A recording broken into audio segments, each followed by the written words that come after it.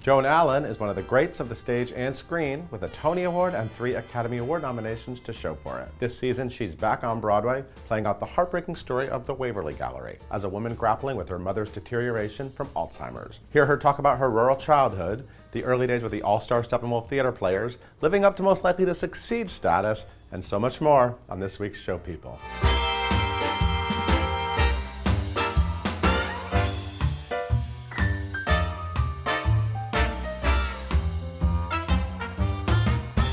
Joan Allen, I'm so happy you are here. Welcome back to Broadway. Thank you. So good to have you. Thank you. I'm happy to be here. I spent my high school years walking around with a paperback of Burn This with gosh. you on it. That that orange and black, the paperback. Yes. You and John Malkovich, and I studied that, and to me that was like the epitome of cool Broadway theater drama, and then I got to see you in the Heidi Chronicles, and I've just been a lifelong fan. So thank you. Thanks, so I'm Paul. so thrilled you're here. I'm happy to be here. And I won't be too weird of a fanboy. No worries. Let's talk about the Waverly Gallery. Yeah. This is the Broadway premiere of Kenneth Lonergan's play, which was off Broadway in 2000. Yes. So happy it's on Broadway. Yeah. So happy Scott Rudin and everyone brought it to Broadway. Yeah. What excited you about it? Why did you want to dig into this? And did you know the play?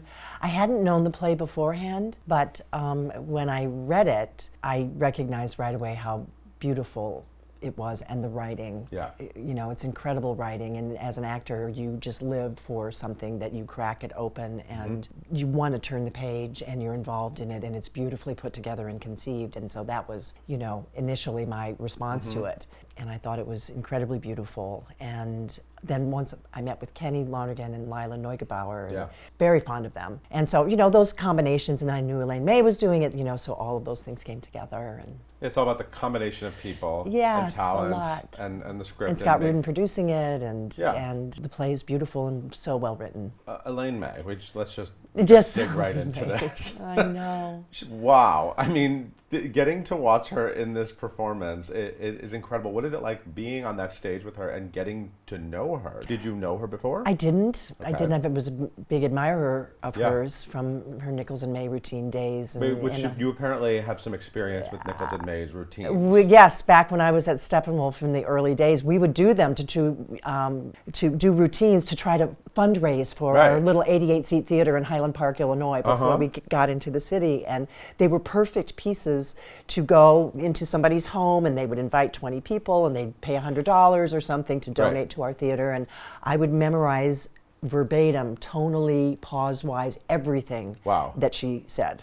Because it was such perfection. The delivery. There was no way that you could get any better. So I did have experience with that, but I didn't know her before. You had her voice in your head now. Yes, yeah, exactly. And she's just like one of the smartest actors I've ever met, and is so organic and so believable, and understands logic. How she tries to figure out the logic of a character who is not experiencing much logic in her Alzheimer's progression was just kind of a marvel to me. And she is completely believable and organic and in the moment. So I feel like when I'm working with her, it's kind of like a master class every night. And she's playing Gladys, and this play was inspired by Kenneth Lonergan's own grandmother, and it's narrated by Lucas Hedges. He's the stand-in for Kenneth Lonergan, for Kenneth, who's also fantastic. I mean, the whole cast is David Cromer. I mean, it's an amazing group of people. And you're Ellen, you're the daughter, and basically Gladys is sort of deteriorating before our eyes. I mean, and that's sort of what the play is. And you have your own experiences with your mother. From your mother actually lived very. She lived to be quite old, but she she was a month shy of 97. Wow. And she didn't have Alzheimer's per se. My mother had a very different experience than the character of Gladys and Kenny's grandmother. You know.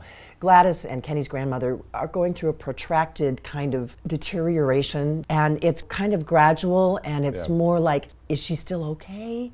Or not? Is she safe enough? Is she not? And Gladys is a talker. She's a very ebullient social person. I think of her pre-Alzheimer's as being an incredibly dynamic, vibrant human being. And my mother suffered tremendous hearing loss, like Gladys. I feel so bad for Gladys's character in particular, because she has the double whammy of not being able to hear and having the Alzheimer's onset. And my mother had very poor hearing for many years until she went basically into, I guess I would call it a psychotic break. She was okay one day, and the next day she was completely cuckoo, violent, paranoid. Hers was a very sudden, surprising thing. So she was in a nursing facility at that time with a lot of, I have 3 siblings, and we were all surrounding her and helping her. So it was a slightly different, but I've had the experience of having a parent who was not really there anymore, and spent a lot of time in the nursing home with my mother and saw a lot of other people in, various stages of the illness. I think that's what makes the play so universal. And I mean, everyone sort of is either experiencing that or in fear of experiencing that or worrying about getting old themselves. I mean, exactly. You must see when you were doing your curtain call bows, I actually had great seats, and I was like, well, I'm soaking wet. My face. What is it like looking in the audience? It's very You must moving. see a lot of emotional theater goers. It's very, very moving, to look out in the audience and see how people are struck by this beautiful play. And when I leave the stage door at night, people will shout out things like, "Thank you for bringing awareness to this subject." Something that really moved me a lot was a week or so ago, a couple of young women, I would say, were in their early to mid-20s, were behind, and I spoke with them afterwards, and they said, "I am watching my mother go through what your character is going through," because the caregivers have such a difficult time. It's so painful and so difficult. And I was very moved that these young women said, "I'm watching my mother go through what you're going through." And with my grandmother, and it's something this big. There's this saying that a family is only as well as its sickest member, and something so enormous like this really takes over the entire family, and it's the headline, and it can't not be. And so I love that Kenny captures that. Yeah. And I love that the grandson is so invested in and loves his grandmother so much. It's a multi-generational experience. Yeah. I also loved hearing that Maureen Anderman Yes. is actually she's the standby for Elaine May. Elaine, yes. And she originated your role. She did. Off Broadway. She did. That's so. I know That's so it. fantastic to have It her is. there, and what an interesting. It is. The legacy of theater roles is so fascinating to me. Yeah. Because I even think about Carrie Russell will be doing Burn This. Oh, is she? I didn't know. Oh Yeah. my gosh. Yes, and I saw Elizabeth Moss do the Heidi Chronicles. Yes. So it's interesting to think about that legacy. Yes. And because every actor really leaves something with the character. Yeah. You leave it with, it was hard. I couldn't watch Elizabeth Moss and the Heidi Chronicles without thinking of you. That's what's sort of magical about theater. It's wonderful, yeah. And I went to see that production with Peter Friedman and Boyd Gaines. Amazing. And we Your went original backstage afterwards, and it was just really delightful. Yeah. So what is it like for you to think about that legacy and is it easy to be very removed from it? And I'm pretty removed, and I think plays deserve, other interpretations, and they should live on, and other people should take their hand at them, and I'm very supportive of that. I didn't know that about Carrie. I'm actually really thrilled. I love her. Do you see yourself playing Gladys in 20 years? I don't know. It's crossed my mind, but I don't know. Elaine's portrayal, I don't know. There's something pretty indelible to me about that. It's definitely a must see. It's amazing. Yes. We're going to take a quick break. We're back with more Joan Allen.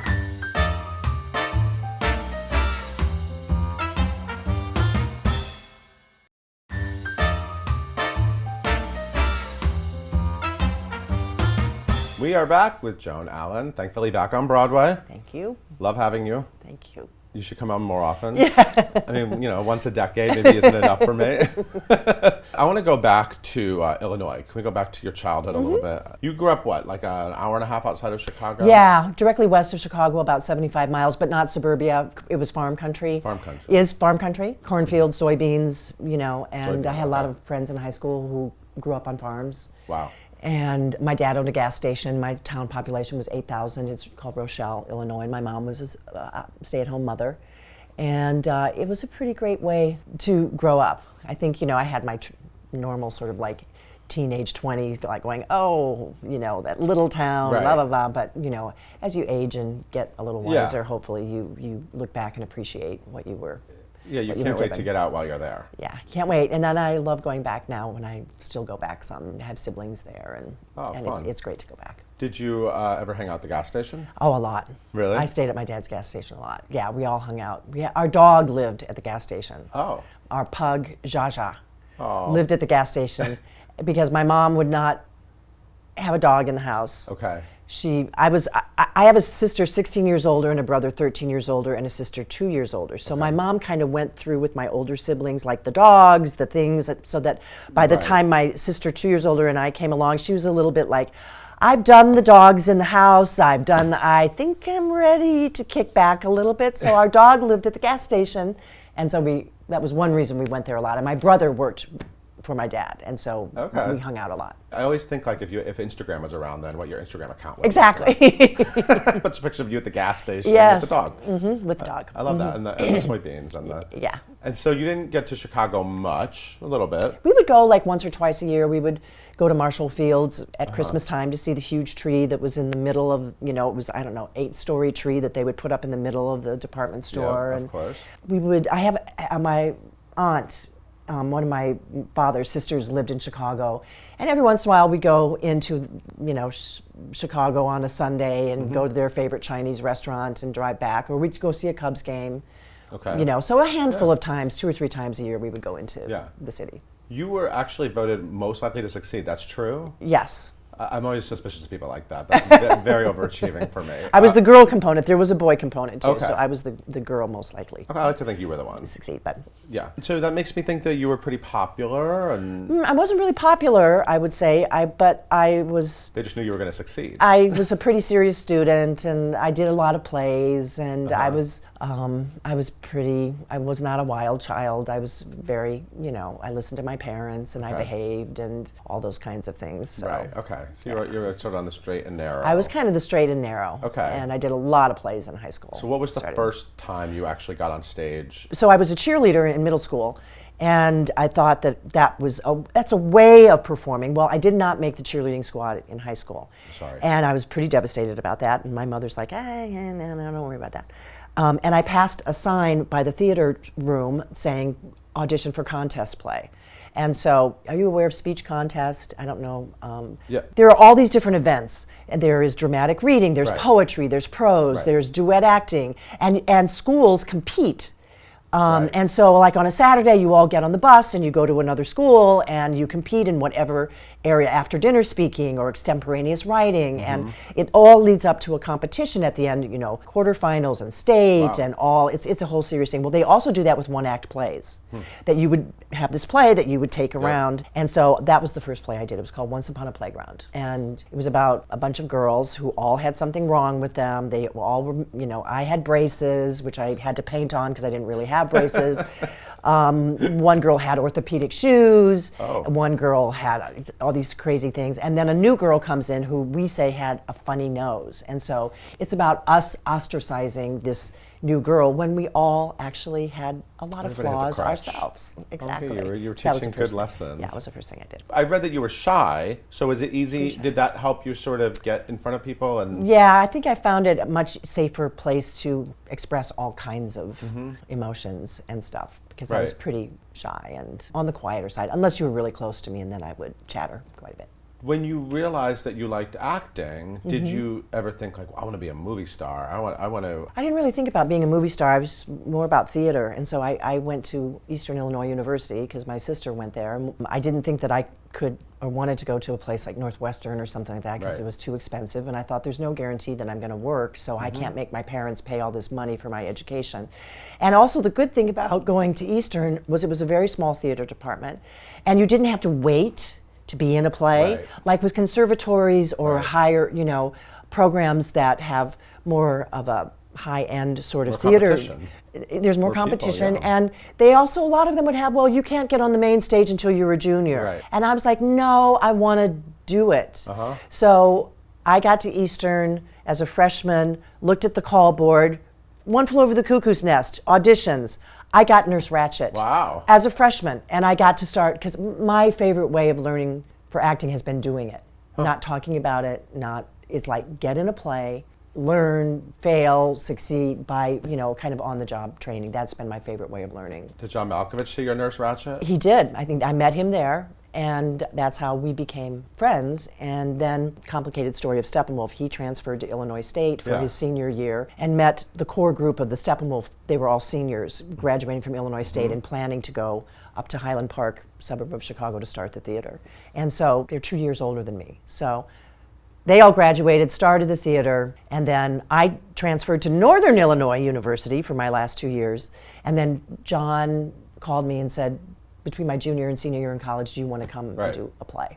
So you went up there during your break, met all of these... I met all the other people, Laurie Metcalf. All these people who are now very esteemed actors that we all love. Yes. It's so weird to think about how this happened. Yeah.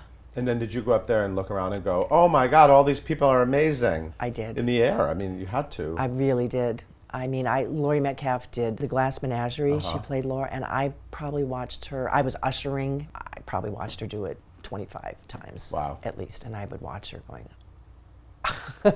okay. Yeah, that's the face I make when I look at all of you. So much talent. Yeah. So much talent up there. Okay, we're going to take another break. We'll be back with more Joan Allen.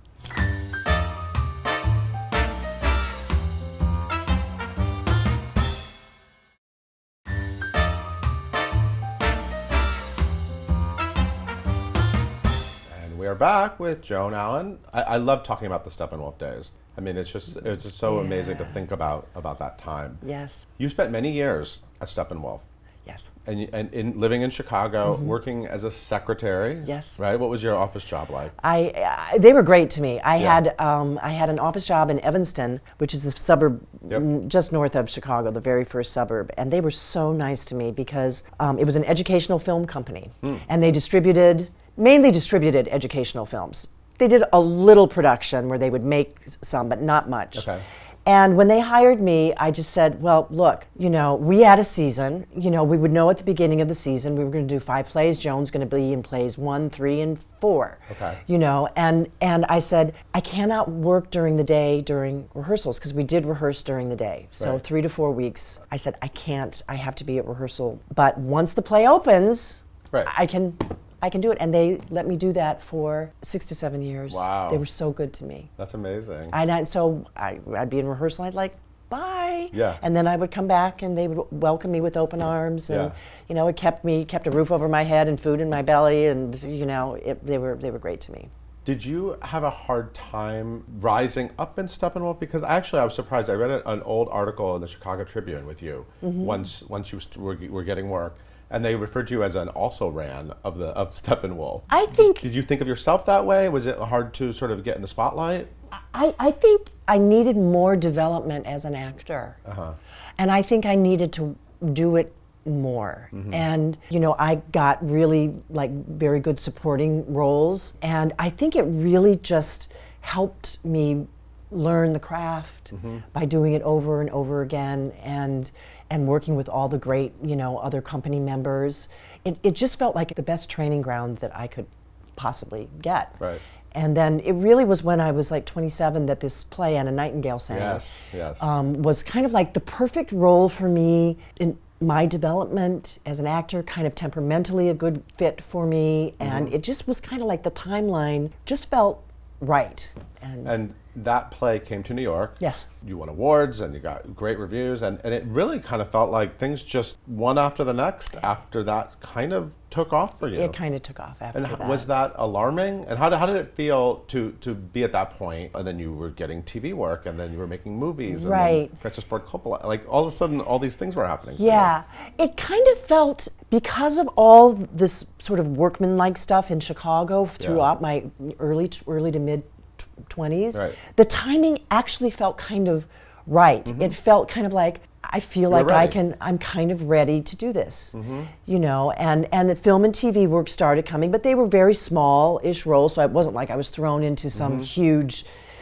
thing. I also got to kind of learn that medium, which felt so completely different to me and foreign. Having done theater only for many years, it was very confusing to me for a long time. And so it was nice just to be able to dip in a little bit and learn. I've just loved the name of my incorporation is called Little by Little, and that's how I've lived my life. And everything has been just kind of like that, and it's suited me very well temperamentally. I think personally, and I'm just very glad for just keeping on. It's so amazing that Burn This Hot, that was your Broadway debut. You won a Tony Award for your Broadway debut. I just watched your Tony speech. You looked very pretty. Your hair looked great. Your dress was great. You gave a nice speech. You thanked all the right people. It was very most likely to succeed. You did it. You checked it off. What do you remember about that night? I remember Kathleen Turner taking me in a golf cart from the theater to Sardi's. And she had her own little golf cart. There were people lined on the street. And then she pulled in front of Sardi's, and everybody was screaming for her, as they should. And, I just kind of got out of the cart, and I was like, okay, nobody was standing there. I was like, I guess I should walk into Sardi's.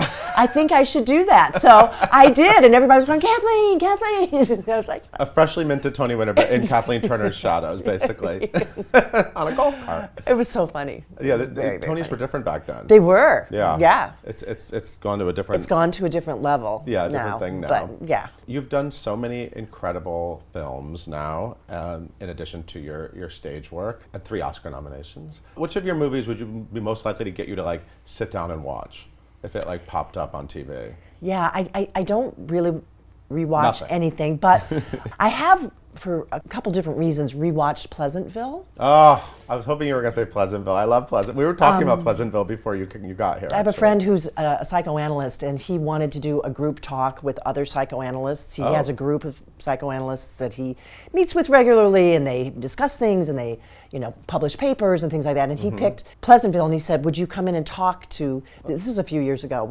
And so I watched it again, and I was like, this is a good movie. It is a good movie. The movie that always comes to my mind as I remember my experience watching it for the first time, and I haven't seen it really since, is The Ice Storm. This movie, every aspect of it is perfectly kind of realized. You picked 2 of my favorites. Oh. You just plucked them out like that. I love that. Well, what gets you excited now? What kind of projects make you want to sign on? And I think it again when you read it. It's that's just always the key for me, and it happened with the Waverly Gallery. It's just I got this play, and when you recognize the writing touches you, I think also something that just maybe touches me, Joan, personally, having gone through an experience somewhat similar with my own mother. It's what you're putting out into the world as well. It's what kind of stories do you want to put out into the world for people to listen to and to take in, and that matters a lot to me. And I always just say, if you want to turn the page, that's when you're reading something, that's just key. Absolutely. Yeah, because you have the luxury of doing what you want to do, which is fantastic. I am very grateful for that. Yeah. You're not a secretary during the day anymore. Not anymore. Congratulations. I'm glad it worked out. I'm glad you achieved it.